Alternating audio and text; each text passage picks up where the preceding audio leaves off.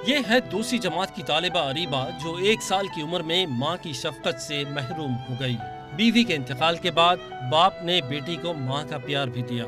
यह है अब्दुल वाहिद जो 7 साल से अरीबा की परवरिश रक्शे में ही कर रहा है। वक्त गुजरने के साथ इसे बेटी के मुस्तकबिल की फिक्र खाई जा रही है। सुबह इसको लेके निकलता हूँ, स्कूल छोड़ता हूँ, दोपहर को लेता हूँ, इसके बाद मेरे साथ होती है, शाम में इसको ट्यूशन छोड़ता हूँ, फिर मेरे साथ ही होती है, होटल में खाना पीना है। अरीबा सुबह स्कूल और शाम को ट्यूशन जाने के लिए रक्शे में ही तैयार होती है और रात को दादी के पास सोकर सुबह फिर रक्शे में सवार हो जाती है। अरीबा की ख्वाहिश है कि वो भी घर में रहे। सुबह पापा उठाते हैं, सुबह स्कूल भी पापा छोड़ते हैं, फिर दोपहर को स्कूल से लेते हैं, फिर अपने साथ ना घुमाते हैं। अब्दुल वाहिद की ख्वाहिश है कि उसकी बेटी को किसी दारुल अमान में रिहाइश के साथ आला तालीम की सहूलत भी मिल जाए।